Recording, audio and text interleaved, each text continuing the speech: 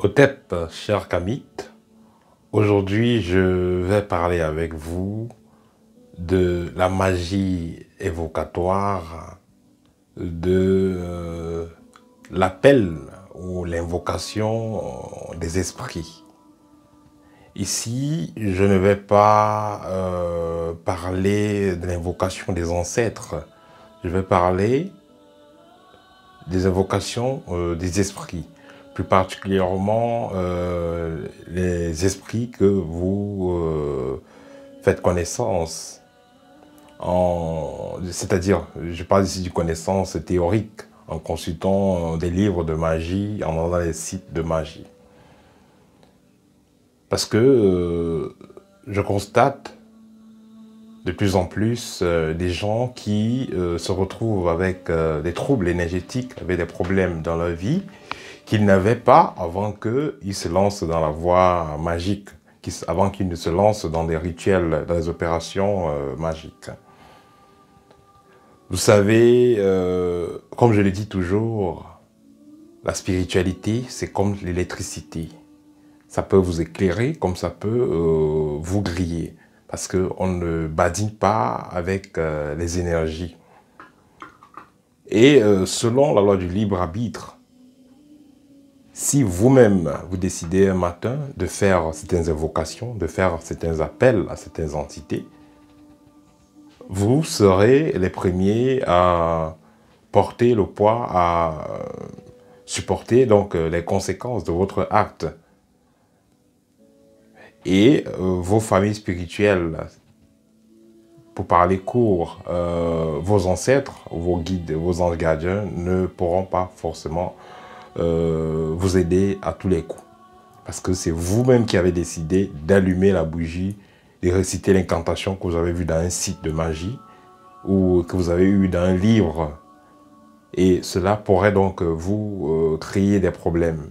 C'est pourquoi je dis toujours, avant de se lancer dans la magie évocatoire, avant de commencer à appeler des entités, appeler des esprits, appeler des anges ou des archanges, ce que vous voulez, il faut prendre le temps de se préparer, de développer d'abord son clair ressenti par des exercices spéciaux. Tant que vous n'avez pas développé votre clair ressenti, vous ne pouvez pas interpréter une énergie, parce que chaque entité, chaque esprit avec lequel vous allez entrer en contact émet une certaine fréquence, émet une certaine qualité de vibration, et cela peut vous apporter du positif ou du négatif. Bref, en tous les cas, cela va vous influencer et influencer votre environnement et ceux qui vivent dans les environs.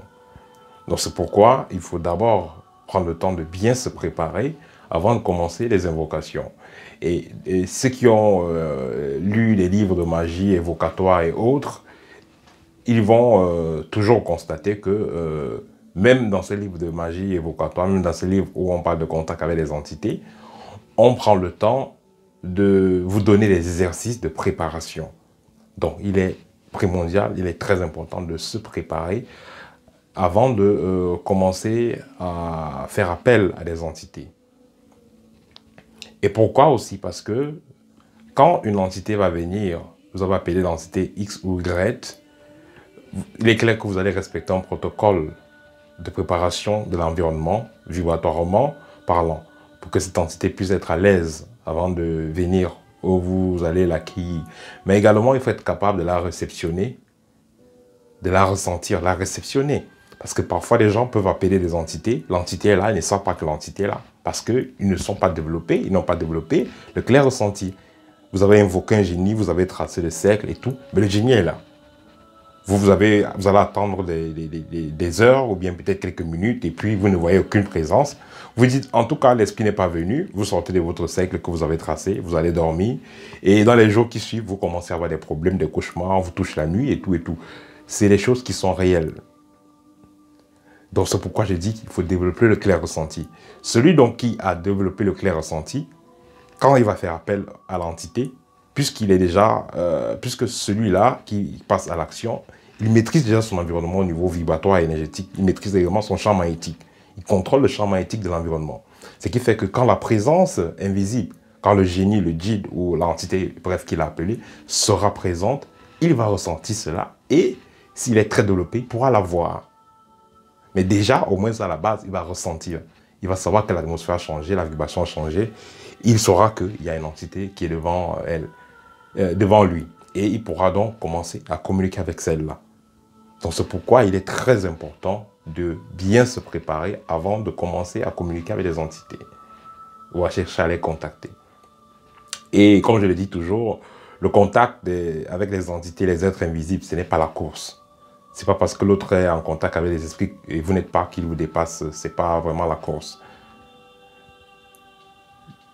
Ce qui est plus important, c'est le travail personnel, le travail sur soi. Parce qu'une fois que vous êtes bien développé, que vous le vouliez ou non, vous serez en contact avec les entités. Parce qu'il y a des moments, vous êtes là, une entité peut venir vous rendre visite pour vous passer un message, un ancêtre peut venir, un guide peut venir pour vous passer des messages, et tout, que vous le vouliez ou non.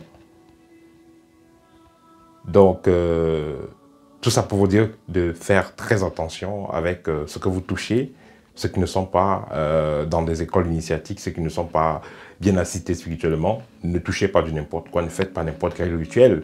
Ce n'est pas parce qu'on vous a dit appelez tel esprit, on vous donne la signature de l'esprit, on vous donne les mots de passe, appelez tel esprit qui va vous apporter la chance, qui va vous apporter ci ou ça, que cela est vrai. Donc il faudra faire très attention.